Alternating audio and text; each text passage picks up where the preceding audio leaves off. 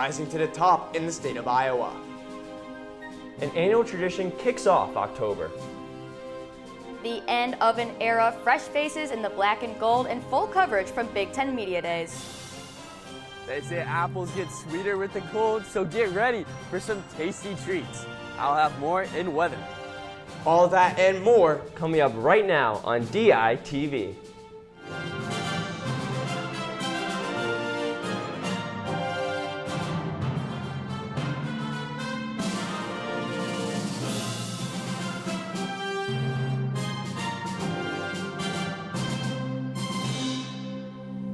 Good morning from Iowa City. It is Friday, October 4th. I'm Draven Murdy. And I'm Sam Kupras. And the third member of our team, Joel Keller, is live outside to tell us today's weather story. Joel, it's still warm. Can we expect anything else? Guys, I'm outside of the Stanley Museum of Art, and it is a bit brisk right now, as it's only 56 degrees, but you can already feel that warmth of the sun on you, and it's warming me up. And later today, we're gonna have a high of 75. It will drop back down overnight into the mid-50s, but we will get that heat wave tomorrow. It will be a high of 88 and very windy. It should be some great weather for some apple picking this weekend, but let's go back to Draven and Sam in the studio. The University of Iowa has recently been named the #1 college of education in Iowa. DITV's Felicity Menning has the reasons why. At the University of Iowa's Lindquist Center, home to the #1 college of education in Iowa. While the University of Iowa is one of the largest public universities in the country, the College of Education is beginning to stand out amongst its peers. But I think our College of Ed in some ways is smaller. It's a place where you can really get to know your faculty members, you really get to know other students that are studying to do the same things you are. The college is working to ensure that their students are earning a proper education by employing faculty renowned for their work and research around the world. The community, I think, is really great. The departments are close, but then also I can walk into any other department, and the professors are just so open to having conversations. The College of Education is working to shift its curriculum to reflect how teachers work with students in a real-world environment. Students are expected to spend over 2 times the state-required amount of hours in the field before earning their degree. After 5 years post-graduation, over 85% of science education students are still teaching in their respective fields. Therefore, we have a major shortage issue, right? So we know what we do works really, really well for kids in the long term. I'd say if you want to be a good science teacher in Iowa, then come to the University of Iowa. From elementary education to science education, the University of Iowa is dedicated to creating a special #1 experience for students. This is the Lindquist Center. Felicity Menning, DITV. New property tax exemptions are being considered for Johnson County. The North Liberty Community Pantry requested a tax abatement on Wednesday, but were denied by the Johnson County Board of Supervisors due to a late application. Chairperson Rod Sullivan mentioned the concern for picking and choosing charitable requests that require tax abatement. The board is discussing a new application process which alerts property owners. Abatements and exemptions will not be granted for late filings. The Knutson Construction Company released important information regarding its Iowa City location on Thursday. The Minneapolis-based company announced 40 employees have been laid off and will be closing their Iowa City location. Ever since its opening in 1982, Knutson has completed multiple projects throughout Iowa City and the university. Despite no longer having a building in downtown, the company still plans to work on projects with clients throughout the state. The dock worker strike should be resolved soon. DITV's Brady Barron is live in the newsroom with the details on the new development around American dock workers. Yeah, thanks guys. The national port strike should be sailing to a close today. About 50,000 members of the International Longshoremen's Association Union have been on strike since Tuesday. A dispute arose between the union and the United States Maritime Alliance Management Group over wages as the lightest contract between workers and management ended on Monday. The strike caused temporary toilet paper and paper towel shortages on the East Coast. The shortage was caused by panic buying despite large amounts of toilet paper being produced in the United States. Brady, how is the strike looking to wrap up? Yeah, union members reached a tentative agreement with the United States Maritime Alliance to extend the previous contract through January 15th. The agreement equals about a $4 a year wage increase for 6 years. The deal will not be official until the members of the union hold a vote, but the strike could resume if the union ends up rejecting the proposed agreement. Back to you in the studio. Iowa Governor Kim Reynolds has been given an update on when a new lieutenant governor will be picked. In a press conference on Wednesday afternoon, Reynolds announced that she will not be picking a new lieutenant until after the November 5th general election. She said she is currently gathering names of people in consideration for the position.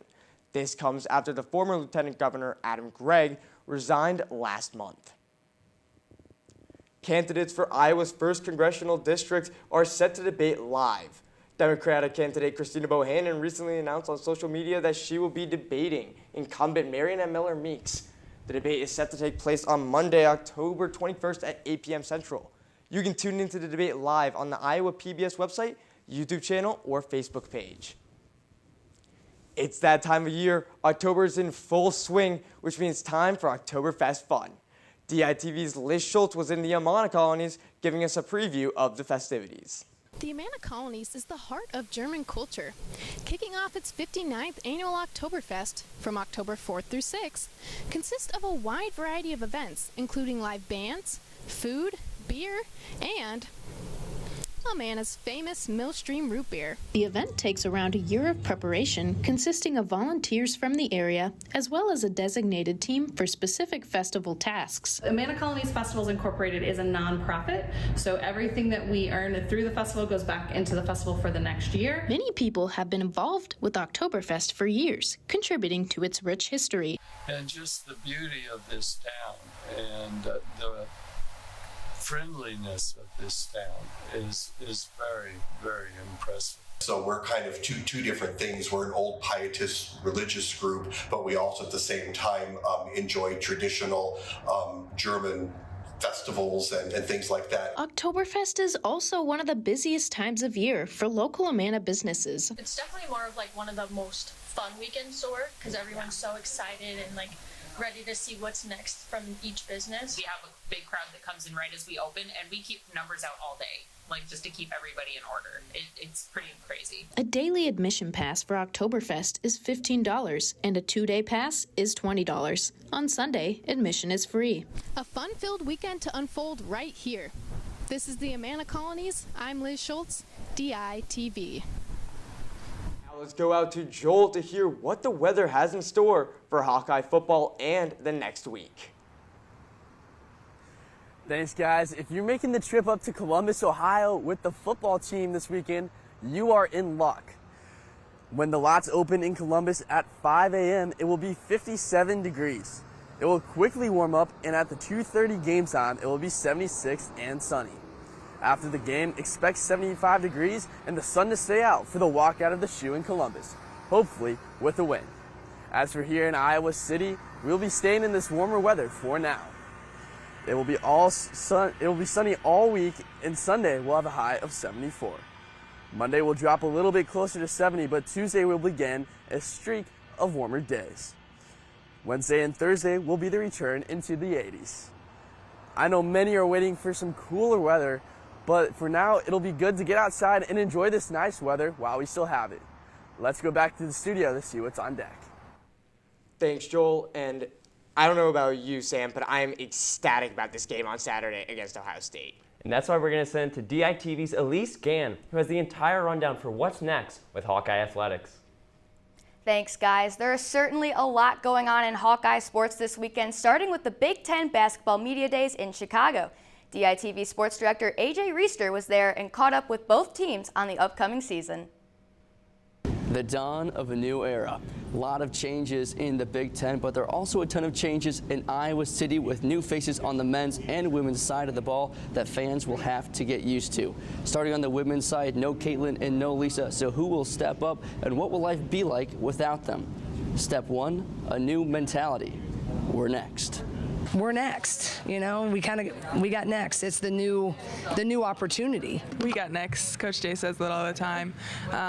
We're not the last team, we're us now. You know, there's a lot less pressure with Caitlin gone, which is good, but also like we're pushing ourselves to the brink. On the men's side, there were some massive transfers as well as graduations last season. So the big question is, who's going to fill their spots in the starting lineup? I've been really impressed with Seydu, the way that he's, moves the ball, he rebounds. He sure just brings, experience and leadership and just a winning culture about himself. You look at a guy like Laji Dembele, he's really playing at a high level right now, and he's also incredibly versatile.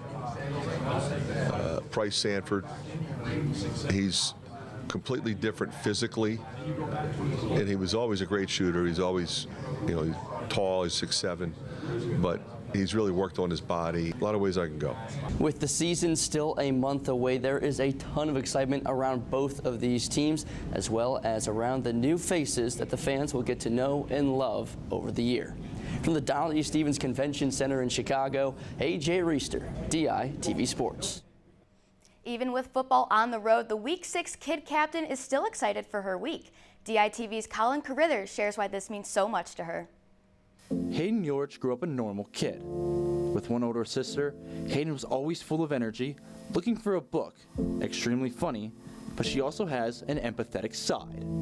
However, this would flip in a matter of minutes when she was 7 years old. By Saturday night, she was sleeping 20 of 24 hours of the day, and she had gotten lethargic all week long. She wasn't eating, she wasn't herself. And then by 8 o'clock, the nurse came in and said, "We've sent your labs to the university. It's presenting as a cancer. The ambulance will be here in minutes and they will take you down." Acute lymphoblastic leukemia, a type of cancer in the bone marrow that affects red blood cells. While this process is scary for the family, it's not something they're unfamiliar with. We know the C word. Hayden's the 9th person in our family to have cancer. So we've watched people pass, and that's exactly where your mind goes, is that I'm going to be burying my 7-year-old child. But after 2.5 years of fighting, Hayden now gets to enjoy life as normal as she can once again. Hayden's in show choir and one of the smartest kids in her class, but most of all, Hayden is still her empathetic self and caring about those around her. And that's why she wants to go into nursing. I would see them, or they would see me even out in public, and they would just know me, they'd know my story, and be able to have a little talk. And so I want to be that for someone. I want to be able to be a safe place on level 11. The whole experience of being a kid captain is still surreal for Hayden Yorich. From the University of Iowa, Colin Carithers, DITV Sports. The Hawkeyes travel to Columbus to take on the 3rd-ranked Ohio State Buckeyes on Saturday. Here is a preview for the Before the Kickoff, the Daily Iowans weekly pregame show. This week on Before the Kickoff, we're going to take a look at Iowa after the bye week, and we're going to look at the history between Iowa and Ohio State. And we're going to see how the players feel about the battle ahead and break down the Ohio State roster. And of course, we're going to give our predictions for my championship. Be sure to catch Before the Kickoff when it goes live at 9:30 a.m. this morning. Iowa's former and favorite superstar, Caitlin Clark, has officially won WNBA Rookie of the Year. From a national panel of 67 sports writers and broadcasters, Clark was 1 vote shy from winning the award unanimously. The #1 pick averaged 19.2 points and 8.4 assists on the season, ultimately breaking the WNBA single season and single game assist records and scoring the most points ever for a rookie. Iowa field hockey welcomes the Penn State Nittany Lions to Grant Field for a top 25 matchup. While Penn State is looking to improve their 6-3 record, Iowa will attempt to gain their first conference victory after an upset against Rutgers and a loss to the nation's best Northwestern. The game is set to start at 5 p.m. on Big Ten Plus. And the Iowa soccer team will host the Indiana Hoosiers this Sunday. After coming off a win against the Northwestern Wildcats, Iowa remains tied for first in the Big Ten standings alongside Rutgers. However, things over in Indiana aren't looking as hot as the Hoosiers are coming off a loss to Washington, while the Hawkeyes are on a 3-game win streak. The Big Ten matchup will take place this Sunday at 1 p.m. on Big Ten Plus. Lots of Hawkeye sports going on this weekend, so get your snacks and turn on your TVs. I'll send it back to Sam and Draven in the studio. Yeah, Sam, it's going to be a really exciting weekend. Obviously, football is the main talk, but there's so much going on. Oh, no, I'm so excited. I'm excited to see how that soccer team does on Sunday. Thank you for joining us online or listening on KRUY 89.7 FM. We are here live from Iowa City every Monday, Wednesday, and Friday at 8:30 a.m. and online anytime at thedailyiowan.com. For Ryan Lynch, Joel Keller, I'm Sam Kupras. And I'm Drew Murdy. I'll see you on Monday morning right here on DITV.